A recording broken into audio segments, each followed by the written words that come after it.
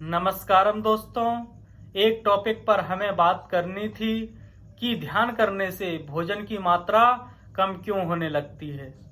हमारे देश में व्रत उपवास करने वालों की एक बड़ी आबादी है और न सिर्फ भोजन का व्रत बल्कि ब्रह्मचर्य का व्रत, अहिंसा का व्रत, ऐसे व्रत करने वाले अनगिनत लोग इस देश में देखने को मिल जाएंगे।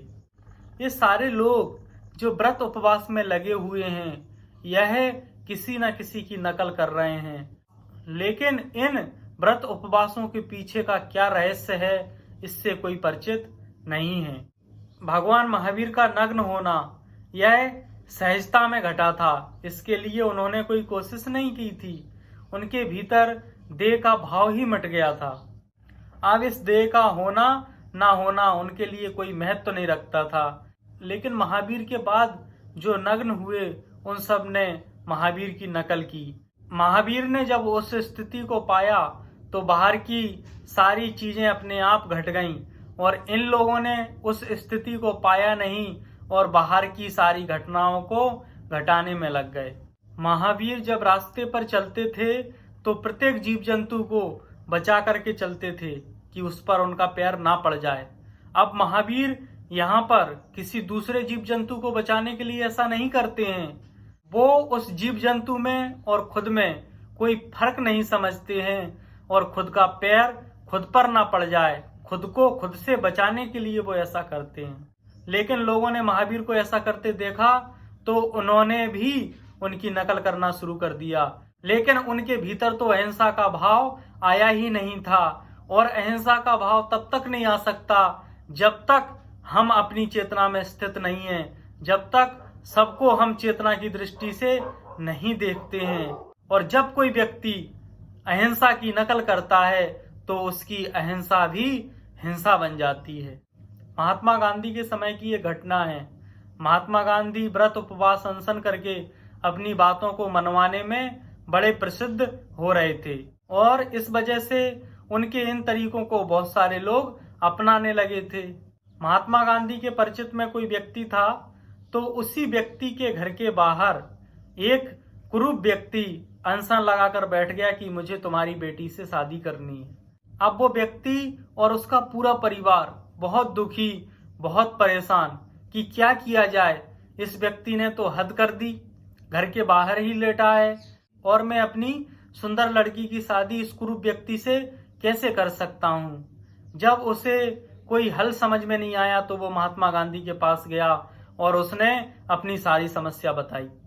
महात्मा गांधी ने कहा कि इसमें क्या बड़ी समस्या है, तुम ऐसा करो कि किसी कोठे वाली एक कुरूप महिला को तैयार करो और उस महिला को उसके बगल में बिठा दो और वो महिला कहे कि मुझे तुझसे शादी करनी है। उस व्यक्ति ने वैसा ही किया। एक कुरूप और बूढ़ी औरत को किराए पर लाया और उस व्यक्ति के सामने जो अनशन पर उसके घर के बाहर बैठा था बैठा दिया और उस औरत ने कहा कि मुझे तुझसे शादी करनी है, जब तक तू मुझसे शादी नहीं करेगा मैं यहाँ से नहीं उठूंगी। थोड़े ही देर में वो व्यक्ति भाग खड़ा हुआ। तो उस व्यक्ति ने जो शादी करने का तरीका अपनाया था वो लग तो रहा है कि अहिंसात्मक तरीका है, लेकिन वास्तव में उसने कितनी बड़ी हिंसा की। कितने सारे लोग उस घर के परेशान हो गए, दुखी हो गए और अशांत हो गए। और जहां पर हमारे किसी भी कृत्य से कोई व्यक्ति दुखी, अशांत और बेचैन होता है, वहां पर हम उसे अहिंसा नहीं कह सकते हैं। ऐसे ही लोगों ने देखा कि जितने महापुरुष हुए वो ब्रह्मचारी थे, तो ब्रह्मचारी बनने की नकल करना शुरू कर दिया। हम उस व्यक्ति के परिणाम को देखते हैं और परिणाम की नकल करने लगते हैं। हम ये नहीं देखते कि उस व्यक्ति के अंदर ये वाली स्थिति किस प्रक्रिया से आई।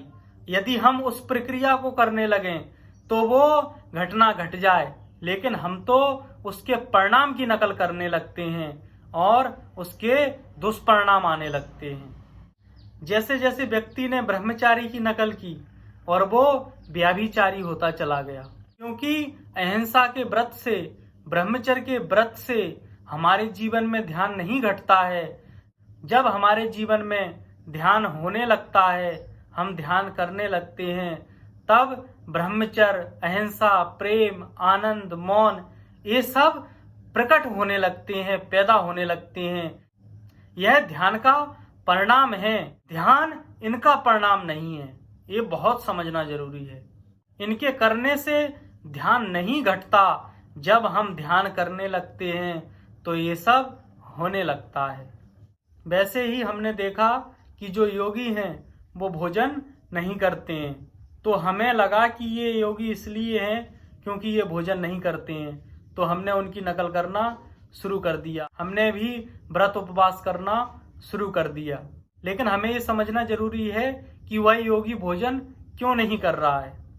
जब व्यक्ति तनाव में होता है तो वह अधिक से अधिक भोजन करता है, क्योंकि उसे अधिक से अधिक ऊर्जा की जरूरत होती है। वह सबसे ज्यादा ऊर्जा गंवा रहा होता है। और जब व्यक्ति शांति की स्थिति में होता है तब उसकी ऊर्जा स्थिर होती है। ना तो वह ऊर्जा गंवा रहा होता है और ना ही वह ऊर्जा को बढ़ा रहा होता है, तो वह नॉर्मल भोजन करता है।